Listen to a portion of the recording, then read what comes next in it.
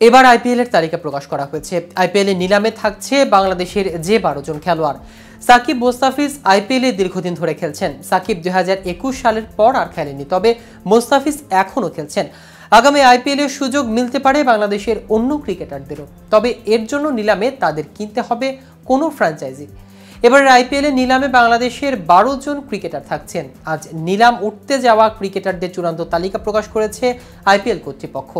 তো ভিউয়ার্স, তাহলে চলুন দেখে নেওয়া যাক আইপিএল এর এবারের মেগা নিলামে থাকছে বাংলাদেশের কোন 12 জন ক্রিকেটার। বিস্তারিত থাকছে প্রতিবেদনের বাকি অংশে। কেটিভি ক্রিকেট চ্যানেল থেকে আপনাদের সাথে আছি আমি মাহমুদুর রহমান সিয়াম।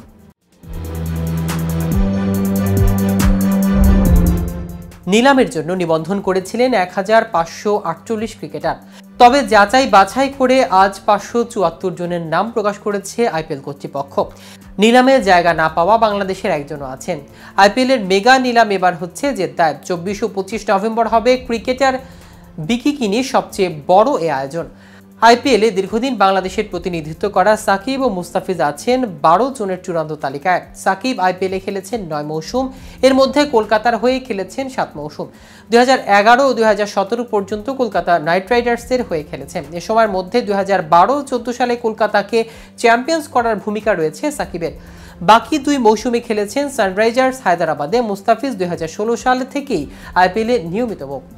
এই দুজন ছাড়া আইপিএলে আগে খেলা ক্রিকেটারদের সাথে আছেন লিটন দাস। তিনি 2023 সালে কলকাতার হয়ে এক ম্যাচ মাঠে নেমেছিলেন।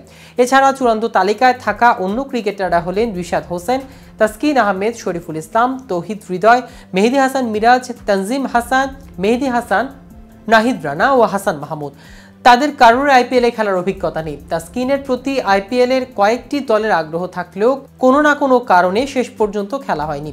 দুদিনে 574 ক্রিকেটারকে নিলামে তোলা হবে। এর মধ্যে 366 জন ক্রিকেটার ভারতীয় ও 208 জন ক্রিকেটার বিদেশি। আইসিসি সহযোগী সদস্য দেশগুলোর থেকেও 3 জন ক্রিকেটার আছেন।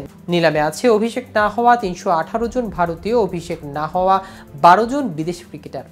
ফ্র্যাঞ্চাইজিগুলো 204 জন ক্রিকেটার কিনতে পারবেন, যেখানে বিদেশিদের জন্য জায়গা আছে 70টি। তবে টুর্নামেন্টটিতে সর্বশেষ আসরের নিলামে এবারে শেষ দিকে থাকছে মুস্তাফিজের নাম।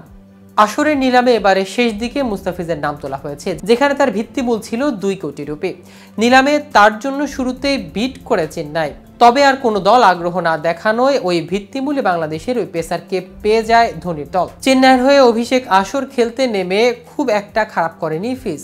9 ম্যাচে 14 উইকেট নিয়ে আসর ছাড়ার সময়ও যৌথভাবে সর্বোচ্চ উইকেট শিকারীর আসনটা ধরে রেখেছেন তিনি। তবে আসন্ন আসরের আগে আর তাকে নিয়ে আগ্রহ দেখায়নি কর্তৃপক্ষ। এদিকে সৌদি আরবে অনুষ্ঠিতব্য নিলামে মুস্তাফিজও থাকছেন নিলামের টেবিলে। সেখান থেকে চেন্নাই বা অন্য কেউ দলে ভেড়াতে পারে টাইগার এই পেসারকে। কলকাতার কথা বলতে গেলে কলকাতা রেখে দিয়েছিলেন Sunil Narine, Andre Russell, Riku Singh, Ramandeep Singh, হর্ষিত রানা ও বরুণ চক্রবর্তীকে। নারিন মূলত স্পিনার হলেও দলটির হয়ে ব্যাট হাতেও ইনিংসে ওপেন করেন। রাসেল অলরাউন্ডার, রিঙ্কু এবং রামানদীপ মিডল বা লেয়ার মিডল অর্ডারে খেলতে পারেন। রানা পেসার হিসেবে আছেন আর বিশেষজ্ঞ স্পিনার হিসেবে রয়েছেন বরুণ। ওপেনিংয়ে নারিনের সঙ্গী হিসেবে স্লটকে নিতে পারেন কলকাতা। গত বছর কলকাতার হয়ে 12 ম্যাচে 435 রান করেছিলেন তিনি। সেই সঙ্গে উইকেট রক্ষকের দায়িত্ব পালন করেছেন তিনি।